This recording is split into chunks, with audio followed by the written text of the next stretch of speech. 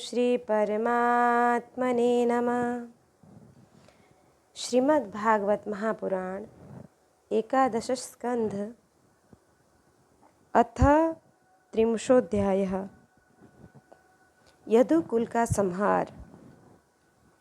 राजा परीक्षित ने पूछा कि ततो महाभागवत उद्धवे निर्गते वनम द्वारवत्यां किमकरोद् भगवन् भूतभावनः। भगवान, जब महाभागवत उद्धव जी बद्रिकाश्रम को चले गए तब भूत भावन भगवान श्री कृष्ण ने द्वारका में क्या लीला रची। प्रभु, यदुवंश शिरोमणि भगवान श्री कृष्ण ने अपने कुल के ब्रह्मशाप ग्रस्त होने के कारण सबके नेत्रादि इंद्रियों के परम प्रिय अपने दिव्य श्री विग्रह की लीला का संवरण कैसे किया। भगवान, जब स्त्रियों के नेत्र उनके श्री विग्रह में लग जाते थे तब वे उन्हें वहाँ से हटाने में असमर्थ हो जाती थीं। जब संत पुरुष उनकी रूप माधुरी का वर्णन सुनते हैं तब वह श्री विग्रह कानों के रास्ते प्रवेश करके उनके चित्त में गढ़ सा जाता है, वहाँ से हटना नहीं जानता। उनकी शोभा कवियों की काव्य रचना में अनुराग का रंग भर देती है और उनका सम्मान बढ़ा देती है। इसके संबंध में तो कहना ही क्या है। महाभारत युद्ध के समय जब वे हमारे दादा अर्जुन के रथ पर बैठे हुए थे, उस समय जिन योद्धाओं ने उन्हें देखते देखते शरीर त्याग किया, उन्हें सारूप्य मुक्ति मिल गई। उन्होंने अपना ऐसा अद्भुत श्री विग्रह किस प्रकार अंतर्ध्यान किया।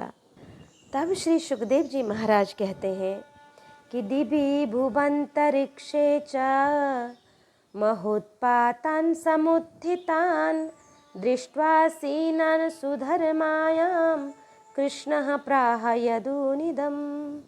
परीक्षित, जब भगवान श्री कृष्ण ने देखा कि आकाश, पृथ्वी और अंतरिक्ष में बड़े बड़े उत्पात अपशकुन हो रहे हैं, तब उन्होंने सुधर्मा सभा में उपस्थित सभी यदुवंशियों से यह बात कही कि श्रेष्ठ यदुवंशियों, यह तो देखो, द्वारका में बड़े बड़े भयंकर उत्पात होने लगे हैं। ये साक्षात यमराज की ध्वजा के समान हमारे महान अनिष्ट के सूचक हैं। अब हमें यहाँ घड़ी दो घड़ी भी नहीं ठहरना चाहिए। स्त्रियां, बच्चे और बूढ़े यहाँ से शंखोद्धार क्षेत्र में चले जाएं और हम लोग प्रवास क्षेत्र में चलें। आप सब जानते हैं कि वहाँ सरस्वती पश्चिम की ओर बहकर समुद्र में जा मिली हैं। वहाँ हम स्नान करके पवित्र होंगे, उपवास करेंगे और एकाग्र चित्त से स्नान एवं चंदन आदि सामग्रियों से देवताओं की पूजा करेंगे।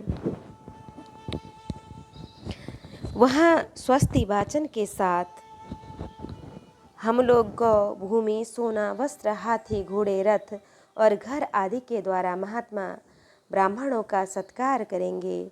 यह विधि सब प्रकार के अमंगलों का नाश करने वाली और परम मंगलमयी जननी है, परम मंगल की जननी है। श्रेष्ठ यदुवंशियों, देवता, ब्राह्मण और गौओं की पूजा ही प्राणियों के जन्म का परम लाभ है।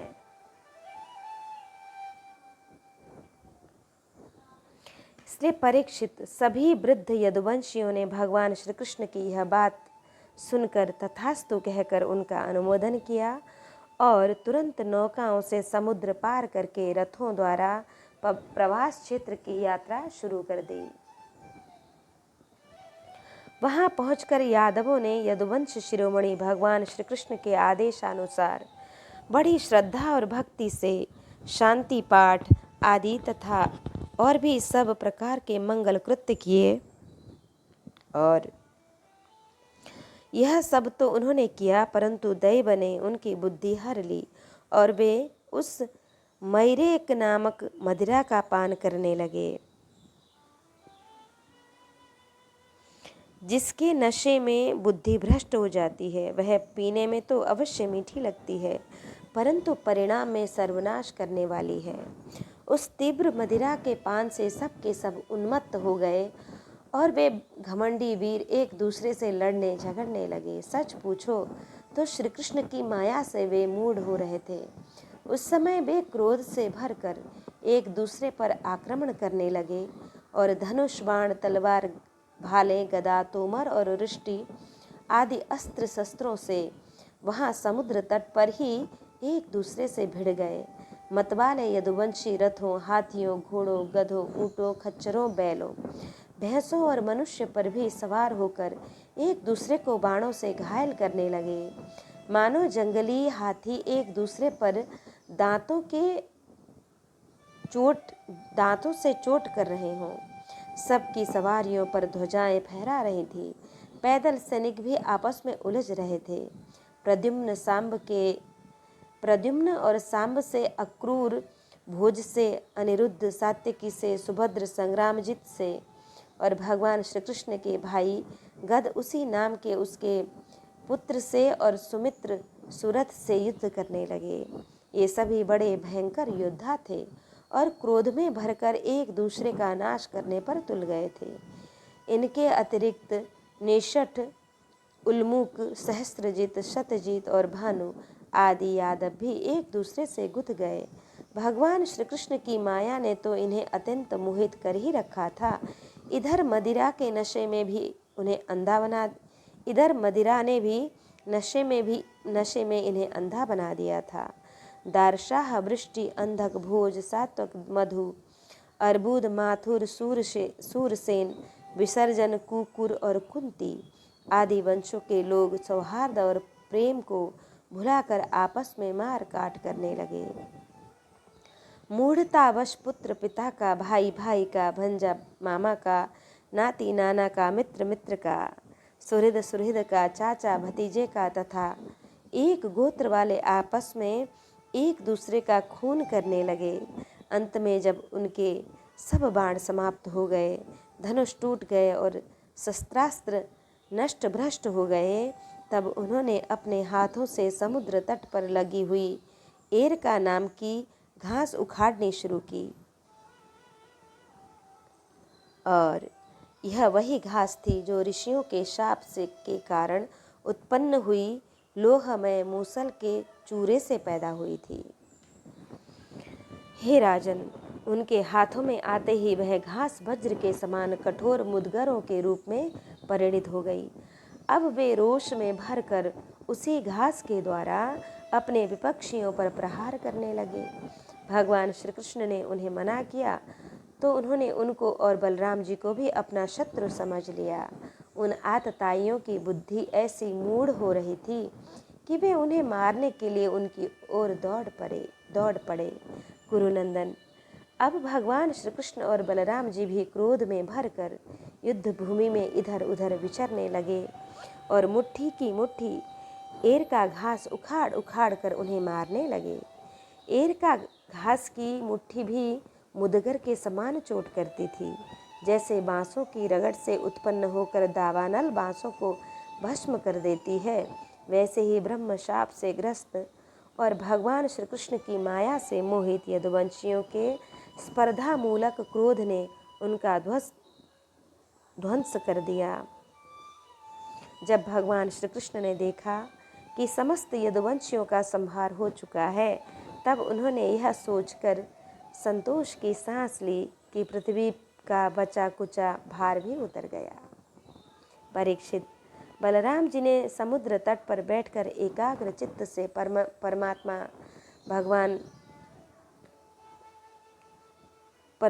चिंतन करते हुए अपने आत्मा को आत्मस्वरूप में ही स्थित कर लिया और मनुष्य शरीर छोड़ दिया। और भगवान श्री कृष्ण ने देखा कि मेरे बड़े भाई बलराम जी परम पद में लीन हो गए। तब वे एक पीपल के पेड़ के तले जाकर चुपचाप धरती पर ही बैठ गए। भगवान श्री कृष्ण ने उस समय अपनी अंग कांति से देदीप्यमान चतुर्भुज रूप धारण कर रखा था और धूम से रहित अग्नि के समान दिशाओं को अंधकार रहित प्रकाशमान बना रहे थे। वर्षाकालीन मेघ के समान सांवले शरीर से तपे हुए सोने के समान ज्योति निकल रही थी। वक्षस्थल पर श्रीवत्स का चिन्ह शोभायमान था।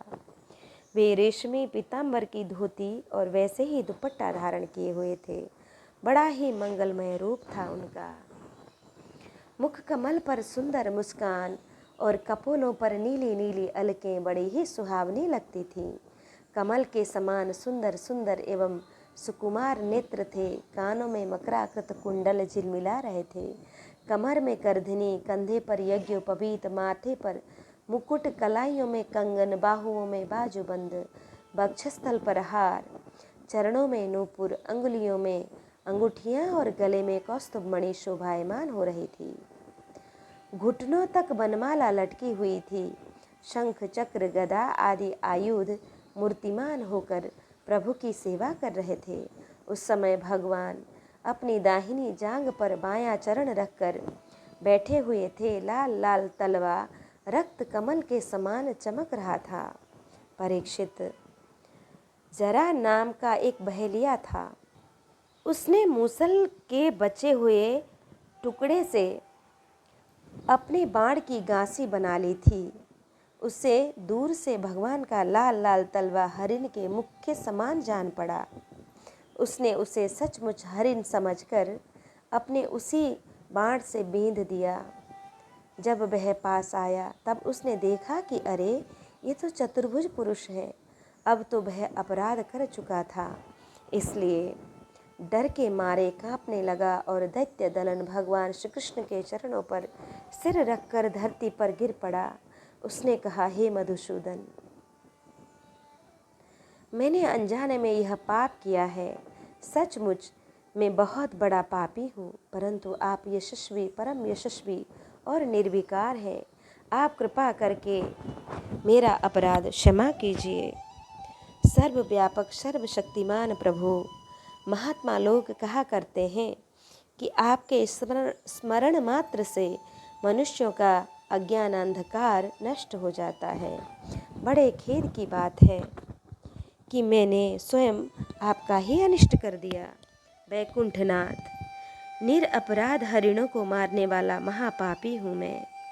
आप मुझे अभी अभी मार डालिए, क्योंकि मर जाने पर मैं फिर कभी आप जैसे महापुरुषों का ऐसा अपराध नहीं करूँगा।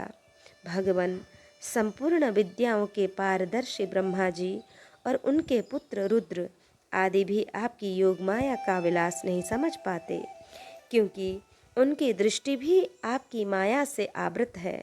ऐसी अवस्था में हमारे जैसे पाप योनि लोग उसके विषय में कह ही क्या सकते हैं। भगवान श्री कृष्ण ने कहा कि माँ भैरे जरे त्वमुत्तिष्ठ कामयेष कृतो हि मे या हि त्वं मदनुज्ञातः स्वर्गम सुकृतिनां पदम। हे जरे, तू डर मत, उठ उठ, यह तो तूने मेरे मन का काम किया है। जा, मेरी आज्ञा से तू उस स्वर्ग में निवास कर जिसकी प्राप्ति बड़े बड़े पुण्यवानों को होती है। श्री सुखदेव जी महाराज कहते हैं, परीक्षित, भगवान श्री कृष्ण तो अपनी इच्छा से शरीर धारण करते हैं। जब उन्होंने जरा व्याध को यह आदेश दिया तब उसने उनकी 3 बार परिक्रमा की, नमस्कार किया और विमान पर सवार होकर स्वर्ग को चला गया। भगवान श्री कृष्ण का सारथी दारुक उनके स्थान का पता लगाता हुआ उनके द्वारा धारण की हुई तुलसी की गंध से युक्त वायु सूंघकर और उससे उनके होने के स्थान का अनुमान लगाकर सामने की ओर गया। दारुक ने वहां जाकर देखा कि भगवान श्री कृष्ण पीपल के वृक्ष के नीचे आसन लगाए बैठे थे। असह्य तेज वाले आयुध मूर्तिमान होकर उनकी सेवा में संलग्न थे और उन्हें देखकर दारुक के हृदय में प्रेम की बाढ़ आ गई। नेत्रों से आंसू की धारा बहने लगी। वह रथ से कूदकर भगवान के चरणों पर गिर पड़ा। उसने भगवान से प्रार्थना की कि प्रभु, रात्रि के समय चंद्रमा के अस्त हो जाने पर राह चलने वालों की जैसी दशा हो जाती है, आपके चरण कमलों का दर्शन न पाकर मेरी भी वैसी ही दशा हो गई है। मेरी दृष्टि नष्ट हो गई है, चारों ओर अंधेरा छा गया है। अब न तो मुझे दिशाओं का ज्ञान है और न मेरे हृदय में शांति ही है। परीक्षित, अभी दारुक इस प्रकार कह ही रहा था कि उसके सामने ही भगवान गरुड़ ध्वज रथ पताका और घोड़ों के साथ आकाश में उड़ गए। उसके पीछे पीछे भगवान के दिव्य आयुध भी चले गए। यह सब देखकर दारुक के आश्चर्य की सीमा न रही। तब भगवान ने उससे कहा कि दारुक, अब तुम द्वारका चले जाओ और वहाँ यदुवंशियों के पारस्परिक संहार, भैया बलराम जी की परम गति और मेरे स्वधाम गमन की बातें कहो। उनसे कहना कि अब तुम लोगों को अपने परिवार वालों के साथ द्वारका में ही रहना चाहिए। मेरे न रहने पर समुद्र उस नगरी को डुबो देगा। सब लोग अपनी अपनी धन संपत्ति, कुटुंब और मेरे माता पिता को लेकर अर्जुन के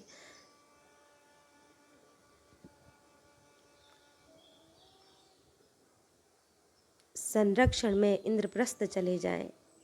दारुक, तुम मेरे द्वारा उपदिष्ट भागवत धर्म का आश्रय लो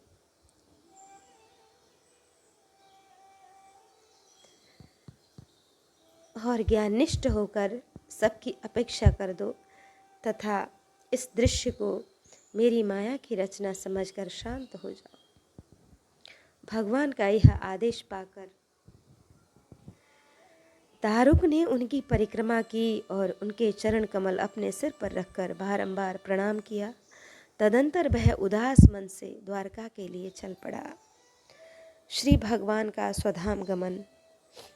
अथ तत्रागमद ब्रह्मा भवान्या च समं भवः महेन्द्र प्रमुखा देवा मुनयः सप्रजेश्वरः। श्री सुखदेव जी महाराज कहते हैं, परीक्षित, दारुक के चले जाने पर ब्रह्मा जी, शिव, पार्वती, इंद्रादि लोकपाल, मरीचि आदि प्रजापति, बड़े बड़े ऋषि मुनि, पितर, सिद्ध, गंधर्व, विद्याधर, नाग, चारण, यक्ष, राक्षस, किन्नर, अप्सराएं तथा गरुड़ लोक के विभिन्न पक्षी अथवा मैत्रेय आदि ब्राह्मण भगवान श्री कृष्ण के परम धाम प्रस्थान को देखने के लिए बड़ी उत्सुकता से वहाँ आए। वे सभी भगवान श्री कृष्ण के जन्म और लीलाओं का गान अथवा वर्णन कर रहे थे। उनके विमानों से सारा आकाश भरसा गया था। वे बड़ी भक्ति से भगवान पर पुष्पों की वर्षा कर रहे थे। सर्वव्यापक भगवान श्री कृष्ण ने ब्रह्मा जी और अपने विभूति स्वरूप देवताओं को देखकर अपने आत्मा को स्वरूप में स्थित किया और कमल के समान नेत्र बंद कर लिए। भगवान का श्री विग्रह उपासकों के ध्यान और धारणा का मंगलमय आधार और समस्त लोकों के लिए परम रमणीय आश्रय है। इसलिए उन्होंने योगियों के समान अग्नि देवता संबंधी योग धारणा करके योग धारणा के द्वारा उसको जलाया नहीं, सशरीर अपने धाम में चले गए। उस समय स्वर्ग में नगारे बजने लगे और आकाश से पुष्पों की वर्षा होने लगी। परीक्षित, भगवान श्री कृष्ण के पीछे पीछे इस लोक से सत्य, धर्म, धैर्य, कीर्ति और श्रीदेवी भी चली गईं। भगवान श्री कृष्ण की गति मन और वाणी के परे है। तभी तो जब भगवान अपने धाम में प्रवेश करने लगे तब ब्रह्मादि देवता भी उन्हें न देख सके। इस घटना से उन्हें बड़ा ही विस्मय हुआ। जैसे बिजली मेघ मंडल को छोड़कर जब आकाश में प्रवेश करती है तब मनुष्य उनकी चाल नहीं देख पाते, वैसे ही बड़े बड़े देवता भी श्री कृष्ण की गति के संबंध में कुछ न जान सके। ब्रह्मा जी और भगवान शंकर आदि देवता भगवान की यह परम योगमयी गति देखकर बड़े विस्मय के साथ उनकी प्रशंसा करते करते अपने अपने लोक को चले गए। परीक्षित, जैसे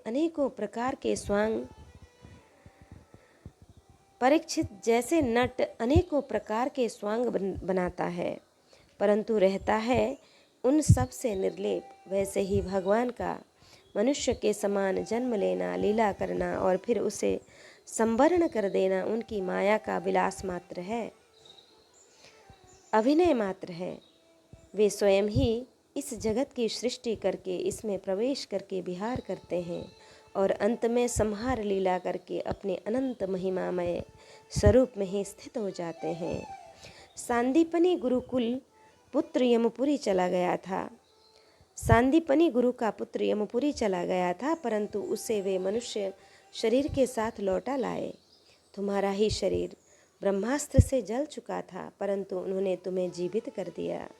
वास्तव में उनकी शरणागत वत्सलता ऐसी ही है। वे बड़े दयालु हैं।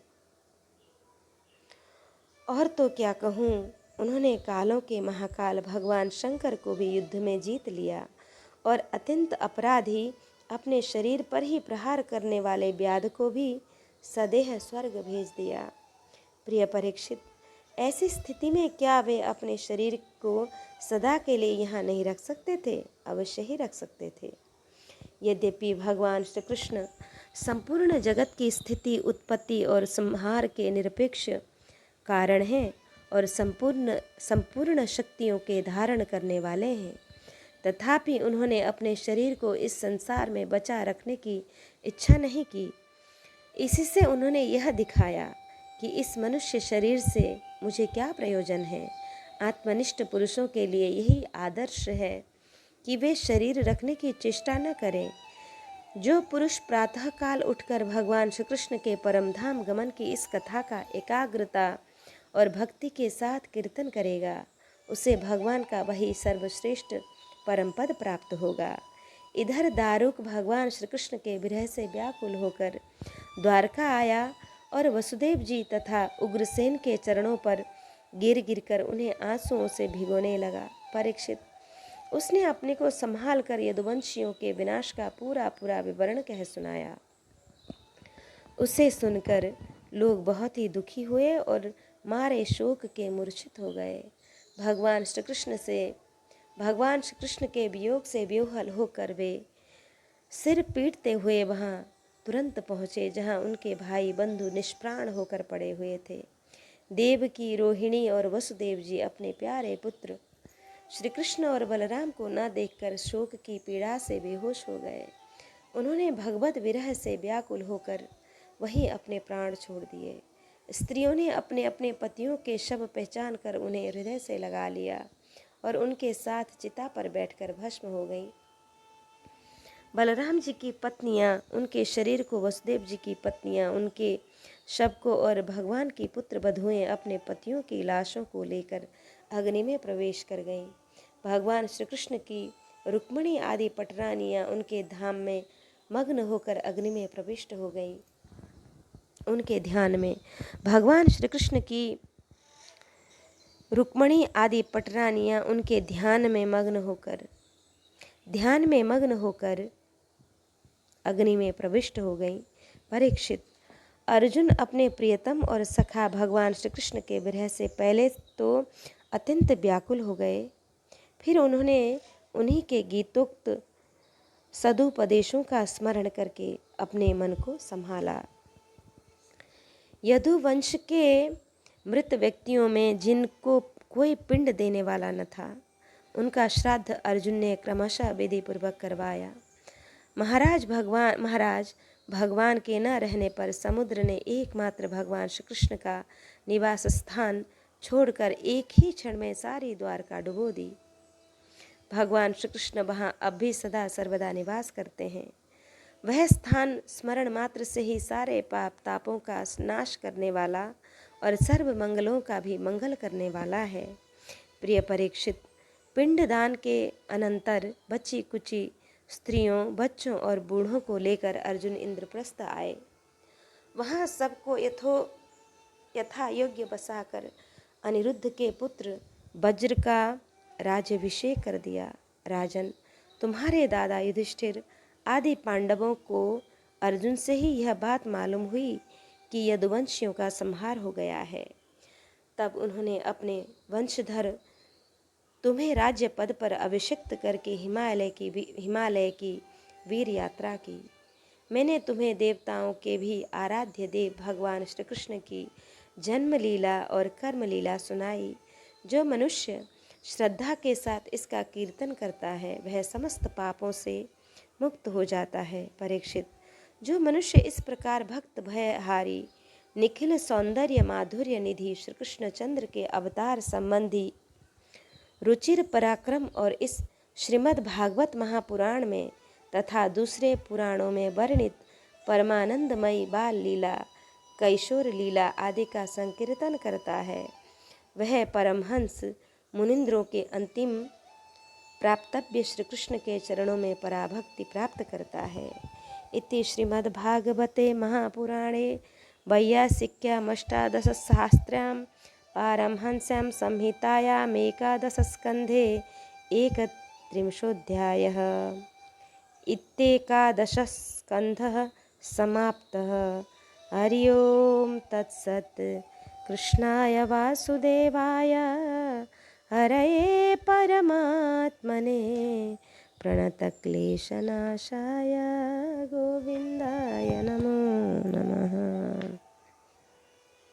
आज एकादश स्कंद पूर्ण हो गया है। अगर मेरे से कोई त्रुटि हुई हो तो कृपा करके मुझे अज्ञानी समझकर क्षमा कर दीजिएगा। जय श्री राधे। वस्तुतः मैंने सिर्फ इसका पाठन किया है। मैं बहुत अच्छा संस्कृत पढ़ी हुई नहीं हूँ। मुझे बहुत अच्छी संस्कृत नहीं आती है। जितनी बुद्धि और मति और भगवान की कृपा हुई है उसके अनुसार मैंने पाठ करके आप लोगों को सुनाया है। राधे श्याम।